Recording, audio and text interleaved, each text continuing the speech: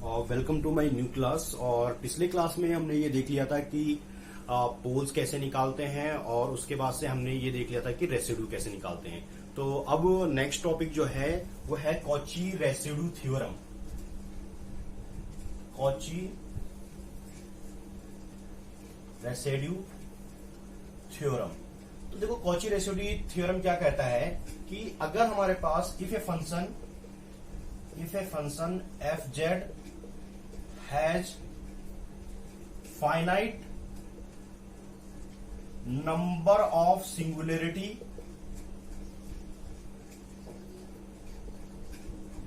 inside a simple curve, inside a simple closed curve, actually inside a simple closed curve, then तब आप उस function का अगर उस क्लोज्ड कर्व के अराउंड अगर इंटीग्रेशन निकालना चाहोगे F Z D Z, that will be 2 pi I times sum of residues of all singular point inside the curve, plus अगर जो हमारा कोई भी पॉइंट अगर पेरिफेरी पे आ जाए या उस लाइन पे आ जाए कर्व के, तब आप कहोगे plus pi I sum of residue lying on the curve. ठीक है। और ये किस केस में है? जब आपका कर्व का जो ट्रांसवर्स डायरेक्शन है वो एंटी क्लॉकवाइज हो, तब आप कहोगे 2 पाई आई। यहां भी कर देता हूं, ये एंटी क्लॉकवाइज अगर घूम रहा है कर्व तो एंटी क्लॉकवाइज, और -2 पाई आई आप कब इस्तेमाल करोगे? जब वहां पे होगा क्लॉकवाइज। ओके। और अगर पेरिफेरी पे कोई पॉइंट आ जा रहा है या कर्व पे कोई पॉइंट लाई कर रहा है तो प्लस पाई आई कर दोगे। अगर कर्व पे ही पॉइंट लाई कर रहा है, अंदर नहीं है, सिर्फ पाई आई करोगे। और सिर्फ सारे पॉइंट्स जो है कर्व के अंदर आ रहा है तो सिर्फ 2 पाई आई करोगे। माइनस कब इस्तेमाल करोगे? जब क्लॉकवाइज आ जाए, और एंटी क्लॉकवाइज के लिए ये 2 पाई आई ही है। ठीक है। ये कैसे, इस तरीके से आप समझ सकते हो कि ये अगर जैसे हमारे पास कोई क्लोज कर्व है, ठीक है, अब इसमें आप ये समझ लो कि अगर एंटी क्लॉकवाइज ऐसे जा रहा है, जो भी आपको क्लॉकवाइज है एंटी क्लॉकवाइज है ये क्वेश्चन में दिया रहेगा, या फिर अगर आपके पास कोई क्लोज्ड कर्व बना होगा तो उस पर आपको ये सिंबल के थ्रू मेंशन होगा कि क्लॉकवाइज है कि एंटी क्लॉकवाइज है। अगर यहाँ पे अगर हमारे पास कोई सिंगुलरिटी है S1, S2, S3 अगर किसी फंक्शन का है, तो हमें क्या करना है कि देखना है कि कर्व के अंदर जो सिंगुलर पॉइंट्स लाई कर रहे हैं उस पे हर किसी का रेसिड्यू निकालना है और 2 पाई आई टाइम्स से मल्टीप्लाई कर देना है, तो आपको क्या मिल जाएगा? उस फंक्शन का इंटीग्रेशन मिल जाएगा इस कर्व के अराउंड में। जो बाहर पॉइंट है वो बाहर पॉइंट आपको छोड़ देना है और सिर्फ वही पॉइंट कंसीडर करना है जो कर्व के अंदर लाई कर रहा है। और अगर कोई पॉइंट कर्व पे लाई कर रहा है तब आपको 2 पाई आई ना यूज करके सिर्फ पाई आई यूज करना है।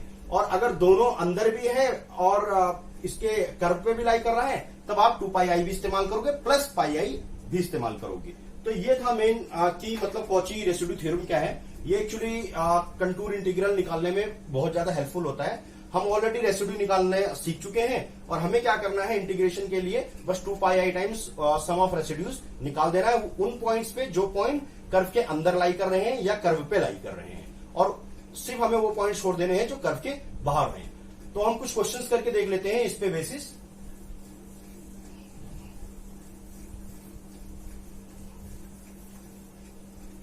तो एक क्वेश्चन है कि ये नेट 2012 में पूछा गया क्वेश्चन है।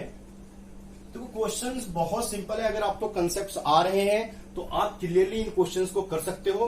किसी क्वेश्चन में स्ट्रेट फॉरवर्ड हो सकता है, किसी में आपको रिग्रेस मेहनत करनी पड़ सकती है, लेकिन कंसेप्ट वही है और क्वेश्चन करने का तरीका भी जो मैं बता रहा हूं सिर्फ वही है।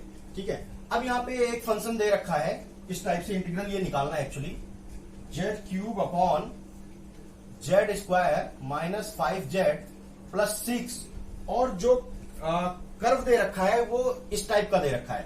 2 mod z minus 5 equal to 0, correct. तो 2z माइनस 5 इक्वल टू 0 दे रखा है। तो यहां से ये भी कह सकता हूं ये जो mod z less than mod z equal to 5/2।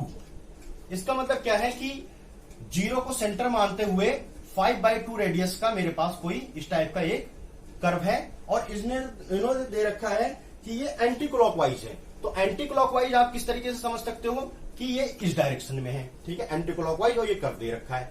अब मैं क्या करता हूं कि मेरे पास ये फंक्शन है, एक्चुअली यही तो एफ जेड है, और हमें पूछा क्या गया है कि यही तो पूछा गया है कि ये डीजेड था, तो एफ जेड डीजेड ही तो पूछा गया है कि ये कितना होगा। तो मैं क्या करता हूं कि पहले ये निकाल लेता हूं कि इसके सिंगुलर पॉइंट्स क्या क्या हैं। तो सिंगुलर पॉइंट निकालने के लिए एफ जेड इक्वल टू हमें कितना दे रखा है, Z cube upon Z square minus 5z को मैं क्या लिख सकता हूं, minus 3z minus 2z plus 6। इसको मैं ऐसे भी कर सकता हूं, Z cube upon Z minus 3 और जेड माइनस 2, करेक्ट। तो अब आप तो ये देखोगे कि यहां पे सिंगुलर पॉइंट्स क्या क्या है मेरे पास, जेड इक्वल टू 3 और 2। अब आप ये बताओ कि 3 और 2 जो इस सर्किल के बाहरी तो है, 3 तो कहीं यहां पे होगा क्योंकि ये तो 2.5 रेडियस का सर्किल है, और 2 जो होगा वो इस सर्किल के अंदर होगा क्योंकि 2.5 रेडियस का है, तो 2 इसके अंदर होगा। तो इसका मतलब मैंने क्या बोला था कि जब हमें इंटीग्रल निकालना है तो रेसिड्यू सिर्फ उसी पॉइंट पे कंसीडर करना है जो पॉइंट इस सर्किल के अंदर या जो कर्व के अंदर लाई कर रहा है। तो 2 जो है मेरा वो लाई कर रहा है, करेक्ट। तो इसका मतलब मुझे रेसिड्यू 2 पे निकालना है और फिर उसको 2πi multiply by sum of residue कर देना है। तो जब मैं 2 पे रेसिड्यू निकालूंगा तो आप ये देखो क्या है, ये फैक्टर वाला है और z इक्वल टू 2 क्या है, सिंपल पोल है। तो मैं कैसे रेसिड्यू निकालूंगा, तो यहां देख लो आप, residue at z equal to 2, तो आप क्या करोगे, limit z tending to 2 z minus 2 z cube upon z minus 3 और z माइनस 2। अब ये कैंसिल हो गया, करेक्ट। अब यहां पे 2 रखो z की जगह पे, तो कितना हो गया, 8 आ गया। तो ठीक है, रेसिड्यू z इक्वल टू 2 पे आ गया हमारा 8। अब देखो क्या है कि मुझे ये फंक्शन निकालना था, तो ये कितना आ जाता, ठीक है, हमारा रेसिड्यू आ गया 8 आ गया, करेक्ट, ठीक है, रेसिड्यू आ गया 8। तो अब मुझे इसका आंसर बेसिकली कितना हो जाएगा, z square minus 5z plus 6। इसका मैंने क्या बोला था इंटीग्रल निकालने के लिए, 2πi, क्यों, क्योंकि माइनस प्लस इसलिए लगाया क्योंकि उन्होंने एंटी क्लॉकवाइज दे रखी थी, सम ऑफ रेसिड्यू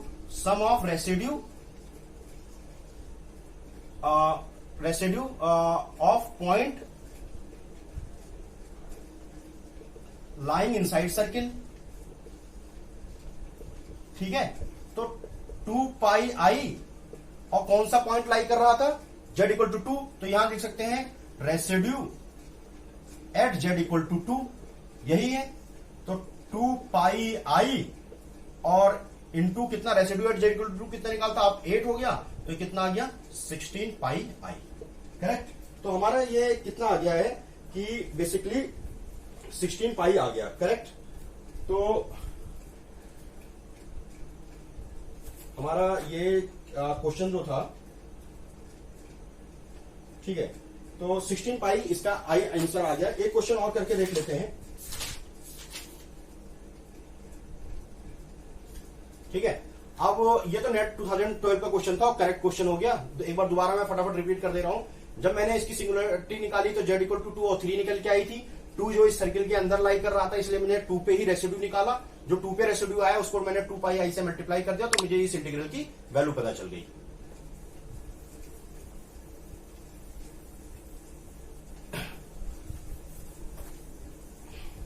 ठीक है, एक क्वेश्चन और है, वो क्वेश्चन, तो ये क्वेश्चन जो है वो नेट 2017 में पूछा गया था।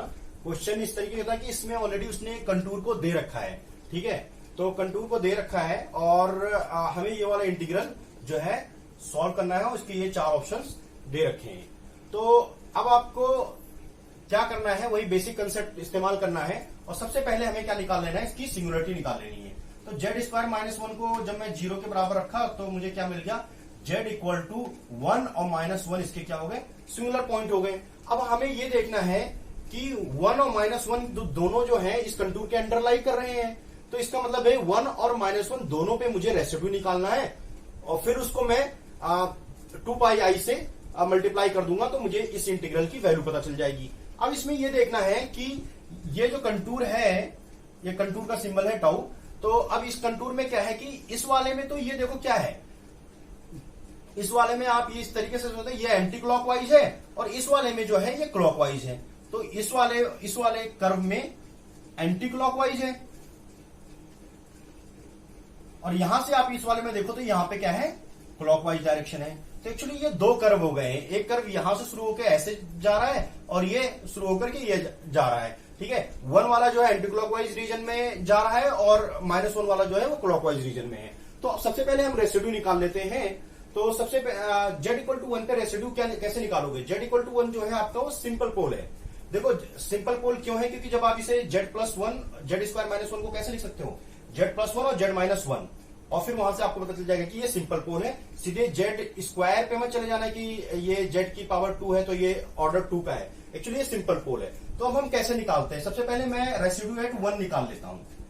रेसिड्यू एट z=1 कैसे निकालोगे? वही फैक्टर वाले मेथड से। देखो कैसे, क्या था अपना, लिमिट z→1, करेक्ट, और क्या होता था z-z0, तो z-1 fz, तो z e⁻i⁻z/2 अपॉन जो है, इसको आप ऐसे तो लिख सकते हो z+1 z-1, यही से तो आया z=-1 और z=1 सिंगुलर पॉइंट, यही ऐसे ही आया।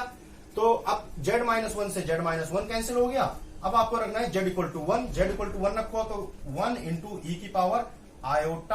e⁻i⁻π/2 अपॉन यहां पे कितना हो गया, 1 + 1 2 हो गया। अब यहां पे क्या कर सकते हो, i⁻π/2 e⁻i⁻π/2 की वैल्यू कितनी आई, 1 आती है। कैसे, यहां से ऐसे समझ लो आप, cos π/2 प्लस i sin π/2, क्योंकि e⁻i⁻θ क्या होता है, cos θ प्लस i sin θ, तो cos π/2 कितना होगा, 0 हो गया और sin π/2 हो गया 1। तो यहां से आंसर जो मेरा निकल के आ गया i/2। यहां से तो कितना आ गया, i/2। और जब मैं कैसे निकालता हूं, लिमिट z→-1 पे करूंगा तो कितना हो जाएगा, z+1 और z e⁻i⁻π/z/2 अपॉन में कितना हो जाएगा, z+1 और z-1। अब ये कैंसिल हो जाएगा। अब -1 रखो आप तो ये कितना हो जाएगा, -1 और e⁻i⁻π/2, करेक्ट, और अपॉन में कितना हो जाएगा, -2। तो अब यहां पे ये देख लो आपकी, यहां पे माइनस ये हो जाएगा 1/2 और e⁻i⁻π/2 कितना हो जाएगा, देखो cos π/2 और -i sin π/2, तो हो जाएगा कितना, -1 आ जाएगा, ठीक है, -1। तो ये कितना आ जाएगा, माइनस आयोटा आ जाएगा एक्चुअली, तो -i/2।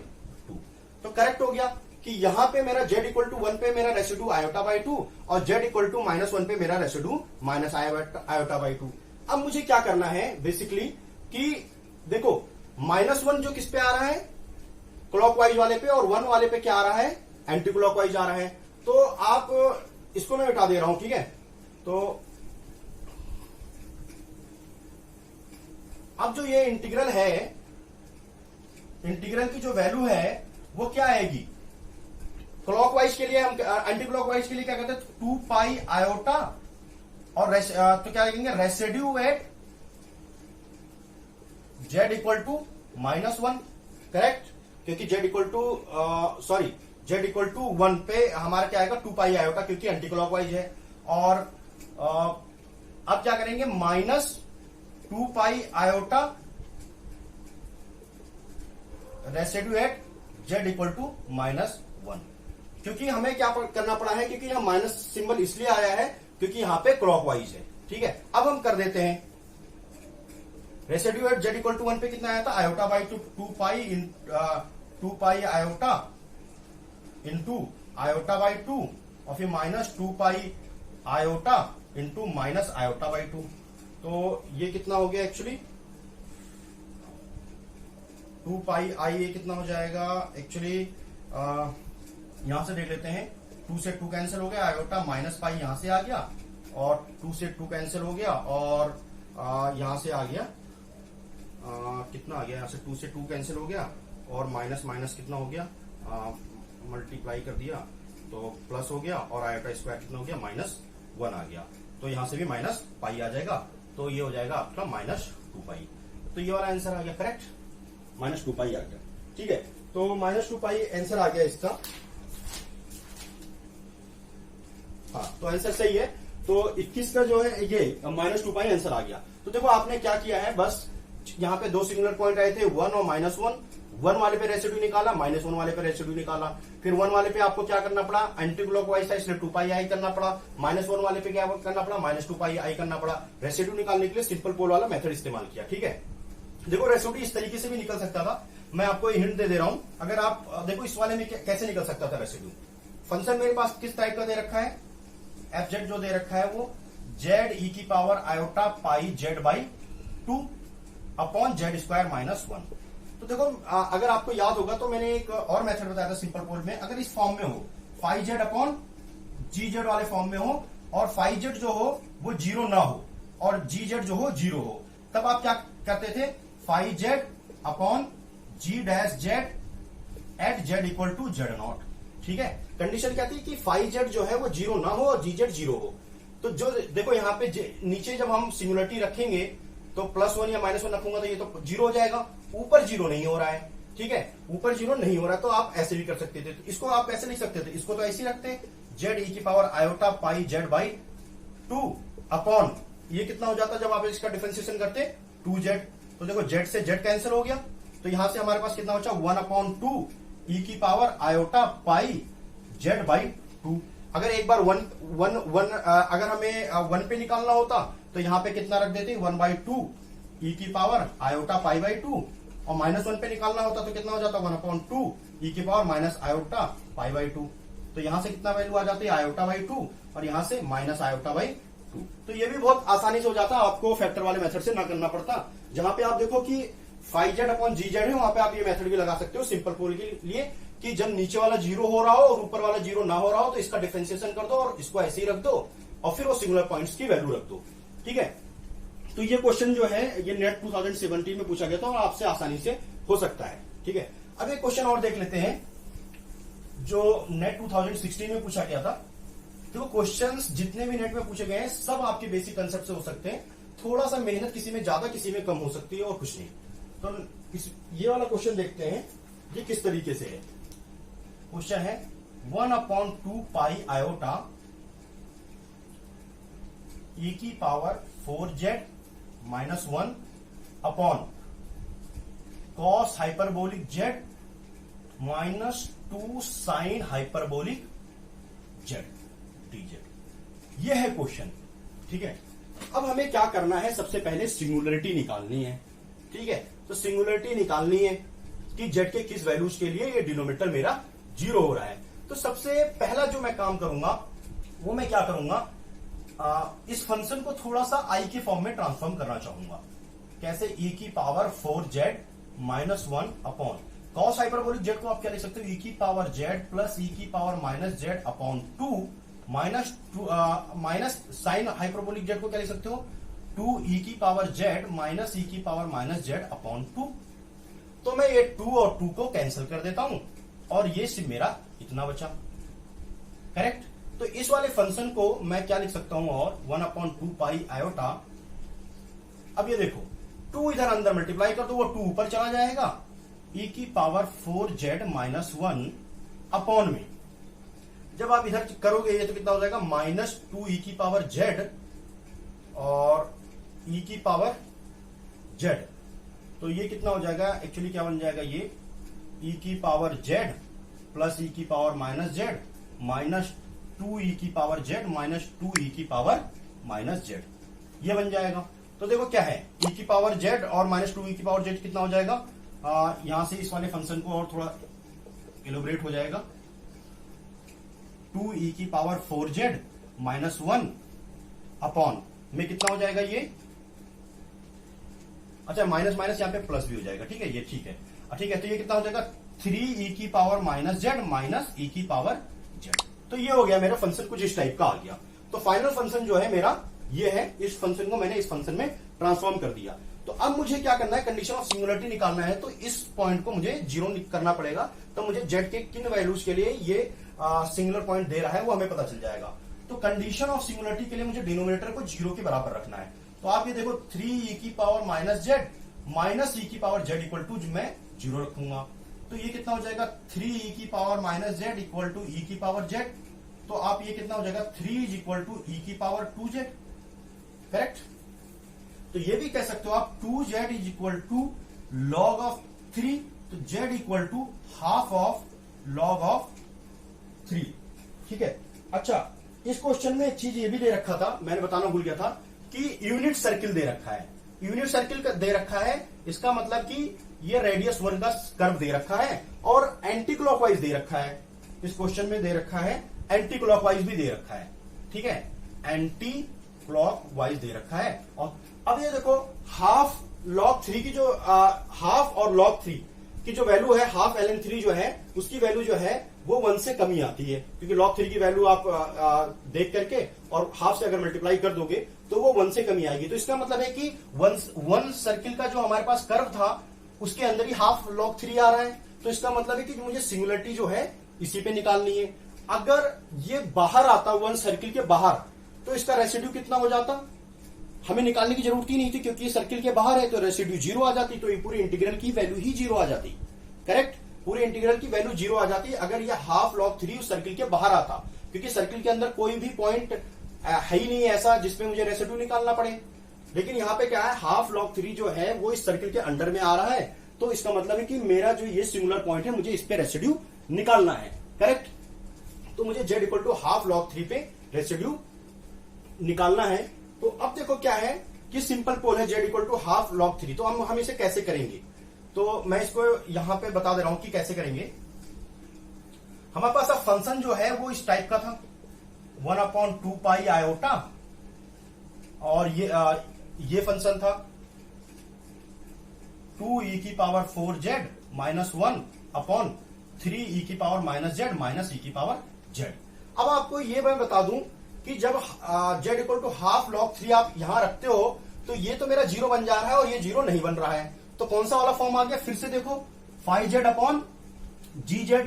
तो इस वाले में रेसिड्यू कैसे निकालते थे, residue 5z upon g dash z, और किस पॉइंट पे, z इक्वल टू जो सिंगुलर पॉइंट है। तो यहां पे मैं कैसे रेसिड्यू निकालूंगा, तो residue at z equal to half ln3 पे कैसे निकालूंगा, ठीक है। तो मैं ऐसे कर सकता हूं limit z tending to half of log 3, और ऊपर वाला तो ऐसे ही रखने देना है मुझे 2e की पावर 4z माइनस 1, और नीचे वाले का मुझे क्या कर लेना है, डिफरेंशिएशन कर लेना है। तो ये कितना हो जाता है माइनस 3e की पावर माइनस z और माइनस e की पावर z, और फिर मुझे इसकी वैल्यू रख देनी है 2e की पावर 4z की वैल्यू रख देनी, तो मुझे रेसिड्यू पता चल जाएगी, ठीक है। तो मैं यहां पे निकालता हूं इसकी वैल्यू।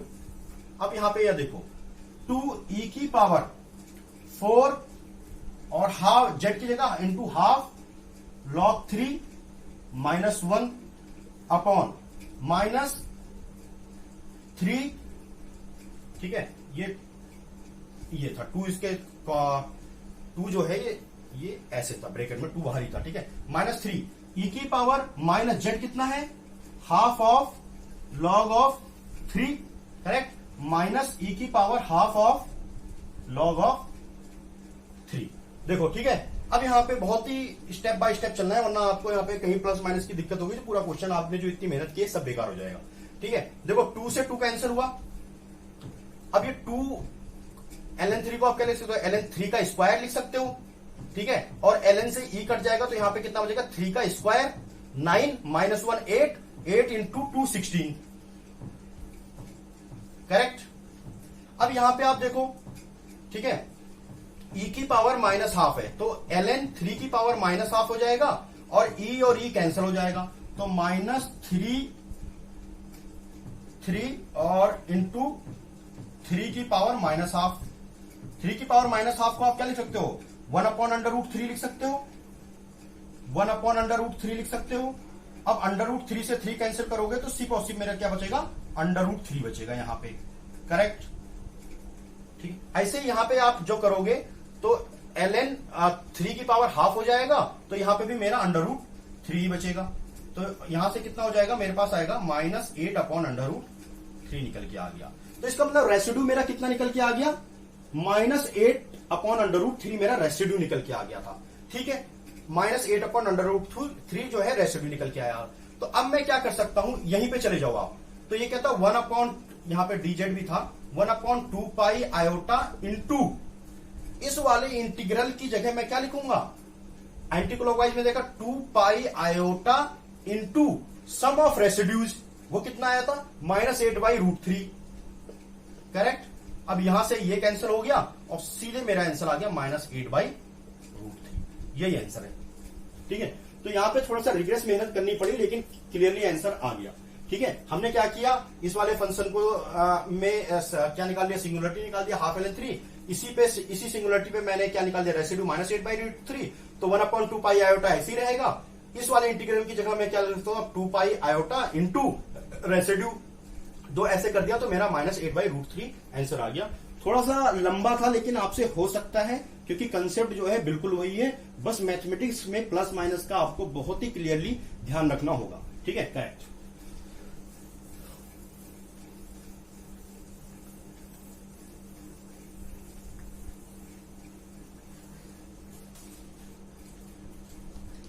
अब एक छोटा सा और क्वेश्चन है, गेट 2014 का क्वेश्चन है। ये बहुत ही आसान क्वेश्चन है, इसमें तो कुछ ज्यादा है नहीं, बस आपके प्रैक्टिस के लिए है कि z² अपॉन e की पावर z+1, और जो z = 4 दे रखा है और एंटी क्लॉकवाइज दे रखा है। ठीक है, एंटी क्लॉकवाइज दे रखा है। करेक्ट।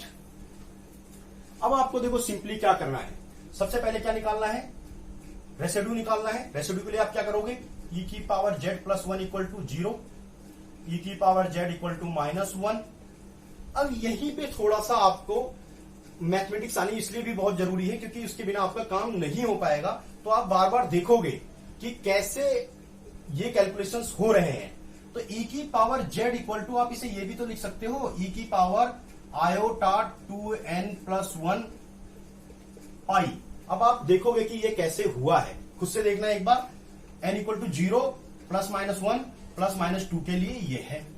ठीक है, तो z = एक्चुअली कितना हो गया, आयोटा 2n+1 पाई। करेक्ट।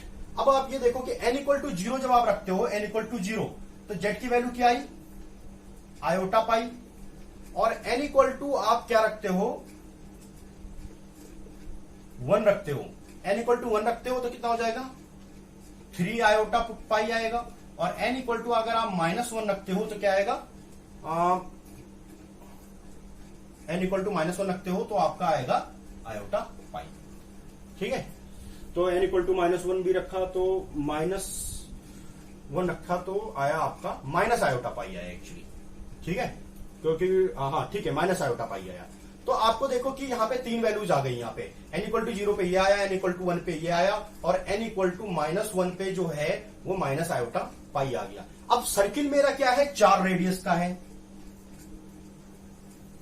4 रेडियस का है। ठीक है, अब ये देखो आयोटा पाई मतलब 3.14 y एक्सेस में, इमेजिनरी एक्सेस पे, तो ये 4 सर्किल का रेडियस है, तो 3.14 इसी में लाई करेगा। 3i पाई नहीं, क्योंकि 3 × 3.14 जो है वो 9 से भी ज्यादा हो जा रहा है, तो वो इस सर्किल के बाहर चला गया। और माइनस आयोटा पाई भी जो है वो इसी सर्किल में लाई करेगा, कहीं यहां पे नेगेटिव इमेजिनरी एक्सेस पे। तो इसका मतलब इस पे तो मुझे नहीं निकालना है, सिर्फ इस पे और इस पे मुझे क्या निकालना है, रेसिड्यू निकालना है। और फिर मुझे 2 pi i into sum of residue this और प्लस रेसिड्यू ऑफ दिस कर देना है। ठीक है, तो सबसे पहले मैं आयोटा पाई पे रेसिड्यू निकालूंगा। तो आयोटा पाई पे रेसिड्यू कैसे निकालूंगा, जब मैं आयोटा पाई रखता हूं z = तो ये पॉइंट क्या हो गया, 0 बन जा रहा है, लेकिन आयोटा पाई पे ये 0 नहीं बन रहा है, तो वही φz/gz वाला फॉर्म बन गया। तो इस पे हम रेसिड्यू कैसे निकालेंगे, तो रेसिड्यू एट z = आयोटा पाई कैसे निकालोगे आप, तो आप क्या करोगे, z² को ऐसे रखोगे, इसको वाले का क्या करोगे, डिफरेंशिएशन कर दोगे, तो वही ez आ जाएगा। और कितने पे निकाला, z = आयोटा पाई पे। तो आपने जब निकाला आयोटा पाई पे तो कितना हो गया, ये -पाई अपॉन e की पावर आयोटा पाई, ठीक है, e की पावर आयोटा पाई। तो अब यहां से कितना हो गया माइनस पाई, और e की पावर आयोटा पाई कितना होता है cos pi plus iota sine pi, तो ये होता है -1। तो यहां से कितना निकल के आ गया, यहाँ पे पाई आ गया, करेक्ट। अब जब आप यहां से निकालोगे residue at z equal to minus iota pi पे भी निकालना है, क्योंकि वो भी सर्किल के अंदर लाई कर रहा है, तो वो भी कितना हो जाएगा z square upon e z equal to minus iota pi. तो यहां पे कितना हो जाएगा माइनस आयोटा पाई, तो स्क्वायर हो जाएगा, तो ये माइनस पाई यहां से भी आएगा, और कॉस माइनस थीटा जो होता है कॉस थीटा आता है, तो यहां पे भी ये -1 ही आएगा, तो ये भी पाई ही आएगा। तो पाई यहां से भी आ रहा है और पाई यहां से भी आ रहा है, ठीक है। तो ये कितना हो जाएगा एक्चुअली इक्वल टू, ये इंटीग्रल जो है वो इक्वल टू कितना हो जाएगा 2 पाई आयोटा, क्योंकि क्या है एंटी क्लॉकवाइज है, sum of residues at z equal to iota pi and z equal to minus iota pi. तो z equal to iota pi पे कितना है पाई है, करेक्ट, और यहां पे भी कितना है माइनस आयोटा पाई पे भी पाई है। तो यहां से कितना हो गया 4 पाई क्यूब आयोटा, ठीक है। तो देखो कितना आसान क्वेश्चन था और गेट में पूछा गया था और आप आसानी से कर सकते हो, ठीक है। तो कहां पे रेसिड्यू कैसे निकालना है और किन पॉइंट्स पे निकालना है वो क्लियरली आप समझ करके क्वेश्चंस को बहुत इजीली कर सकते हो, कोई दिक्कत नहीं ना इसमें। तो अब देखते हैं अगर कोई और क्वेश्चन मिल जाता है तो। एक क्वेश्चन और था नेट में पूछा गया था,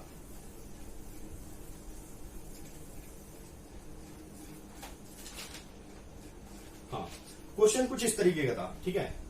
तो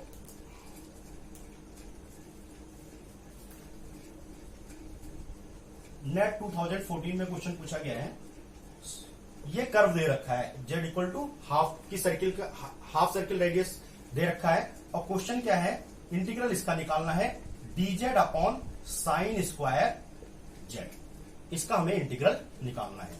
तो फिर सबसे पहली बात है कि z इक्वल टू 0 में क्या मेरा क्या आ रहा है, ये z इक्वल टू 0 जो मेरा आ रहा है वो सिंगुलर पॉइंट आ रहा है, करेक्ट। अगर z इक्वल टू मेरा 0 अगर ये सिंगुलर पॉइंट आ रहा है तो मुझे इस पे z इक्वल टू 0 पे रेसिड्यू निकालना है, ठीक है। एक तो तरीका तो यही है कि आप क्या करो, यहाँ पे z इक्वल टू 0 जो है वो पोल ऑफ ऑर्डर 2 है, क्योंकि साइन स्क्वायर z है, मतलब साइन z का स्क्वायर है, तो इसमें z के स्क्वायर आ रहा है, तो z का स्क्वायर आ रहा है, तो इसका मतलब z इक्वल टू 0 जो मेरा है वो क्या है पोल ऑफ ऑर्डर 2 है, ठीक है। तो अब इसे हम एक तरीका तो यह है कि जो मतलब मैंने बताया था आपको कि residue pole of order n के लिए कैसे निकालते हैं। तो उसमें क्या होगा कि जब आप रेसिड्यू निकालोगे पोल ऑफ ऑर्डर n वाले फॉर्मूले में रख के, तो 0/0 बनेगा, ठीक है। तो लेकिन जब 0/0 बनेगा तो आपको क्या करना है एल हॉस्पिटल रूल लगाना है, और एल हॉस्पिटल रूल लगाने के बाद में फिर देखना है लिमिट पुट करके, अगर वैल्यू आती है तो ठीक है, और अगर फिर भी 0/0 आता है तो फिर एल हॉस्पिटल रूल लगाना है, और जब तक देखना है जब तक फाइनाइट वैल्यू ना आ जाए। तो उसमें ये करके देखा था, तो वो थोड़ा सा लंबा था, वो आप लोग एक बार प्रैक्टिस करोगे उस मेथड से भी और करके देखोगे। मैं आपको इसका एक थोड़ा सा सिंपल मेथड बता रहा हूं, आपको लेकिन जरूर करना है और आंसर करेक्ट आएगा। तो लेकिन आपको एक बार करके देखना है, वही पोल ऑफ ऑर्डर n वाले से z इक्वल टू 0 पे पोल ऑफ ऑर्डर 2 वाला फॉर्मूला लगा के करना है कि रेसिड्यू कैसे निकालेंगे। अब इसमें क्या है कि मैंने आपको रेसिड्यू निकालने के लिए हमेशा बताया है कि आप लॉरेंट सीरीज एक्सपेंशन करो। तो अभी हमारे पास क्या है कि 1 अपॉन साइन स्क्वायर जेड है, यही हमारे पास फंक्शन। इसका मैं लॉरेंट सीरीज अगर एक्सपेंशन करता हूं तो z इक्वल टू 0 के अलोंग करूंगा, तो मेरे पास ये सिंपली क्या है 1 अपॉन साइन स्क्वायर जेड, मतलब साइन स्क्वायर जेड का जो मतलब ये एक्सपेंशन जो है साइन जेड का एक्सपेंशन क्या था, साइन जेड का यही था ना 1 minus z minus z cube by factorial 3 plus z की पावर 5 अपॉन फैक्टोरियल 5, इसी टाइप का था। तो आप भी यहीं पे यही करो, z minus z cube upon factorial 3 plus z की power 5 upon factorial 5 minus z की पावर 7 अपॉन फैक्टोरियल 7, और ऐसे से। और इसका क्या है स्क्वायर, क्या है साइन जेड का स्क्वायर है, क्योंकि साइन स्क्वायर जेड, ठीक है। अब यहां से मैं क्या कॉमन लेता हूं, इनमें से पहले जेड कॉमन ले लेता हूं, जेड कॉमन लूंगा और फिर वो बाहर जाएगा तो कितना आ जाएगा, क्योंकि जेड स्क्वायर हो जाएगा, ठीक है। तो 1 minus Z square by factorial 3 plus z की पावर 4 अपॉन फैक्टोरियल 4 और माइनस जेड की पावर 6 अपॉन फैक्टोरियल 6 की पावर 2 है, ठीक है।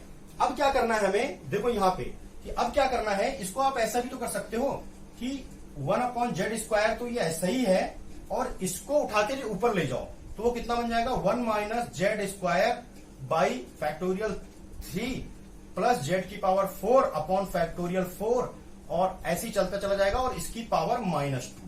आपको कुछ नहीं करना है, इस वाले पोर्शन को उठा के ऊपर ले जाना है, तो ये -2 बन जाएगा। ठीक है, तो अब क्या है, देखो कि अब क्या था हमारे पास में, ये इस तरीके का बन गया। अच्छा, अब हमारे पास इस तरीके का, देखो 1 + x⁴ का एक्सपेंशन क्या था हमारे पास, 1 + mx टाइप का था, plus mm-1 x² by factorial 2 होता चला जा रहा था, इस टाइप का एक्सपेंशन था। तो जब हम इसे एक्सपेंड करेंगे तो 1/z² तो ऐसे ही रहेगा, और क्या हो जाएगा, 1 - 2 टाइम्स दिस आ जाएगा। तो जब आप 1/z² का अंदर मल्टीप्लीकेशन करोगे तो देखना है कि 1/z का तो कोई भी कोफिशिएंट नहीं आएगा, क्योंकि देखो क्या, जब आप वो करोगे तो ये z² से z² कैंसिल हो जाएगा, और z² से z⁴, तो 1/z का कोई भी कोफिशिएंट नहीं आएगा। जब 1/z का कोई भी कोफिशिएंट नहीं है तो इसका मतलब है कि हमारे पास जो रेसिड्यू है वो मेरा क्या निकल के आया है, 0 आ रहा है। क्योंकि रेसिड्यू निकालने के लिए मैंने क्या बोला था कि 1/z का कोफिशिएंट आना चाहिए, b1 का कोफिशिएंट आना चाहिए, जिसके अलॉन्ग हम एक्सपेंशन कर रहे हैं उसका 1/ का कोफिशिएंट आना चाहिए। तो यहां पे कोई कोफिशिएंट 1/z का नहीं बनेगा, तो 0। तो जब 0 आ रहा है तो ये पूरे इंटीग्रल की वैल्यू कितनी हो जाएगी, ये जो मेरा इंटीग्रल था dz/sin²z, ये क्या होता था, 2πi इंटू रेसिड्यू, लेकिन रेसिड्यू तो मेरा 0 निकल के आ गया, तो 2πi इंटू 0 तो ये मेरा 0 ही हो जाएगा। ठीक है, तो ये इस तरीके से भी कर सकते थे, और दूसरे मेथड से भी आप करके एक बार ट्राई करोगे। तो ये तो कुछ क्वेश्चंस थे कि हम इंटीग्रल कैसे निकाल सकते हैं, और अब हम नेक्स्ट क्लास में सीखेंगे कि किस तरीके से हम कॉस और साइन वाले अगर फंक्शन में दिए रहेंगे और उसका कंट्रोल इंटीग्रल निकालना होगा 0 to 2π, तो फिर हम उसे कैसे निकालेंगे। ठीक है, मिलते हैं फिर नेक्स्ट लेक्चर में।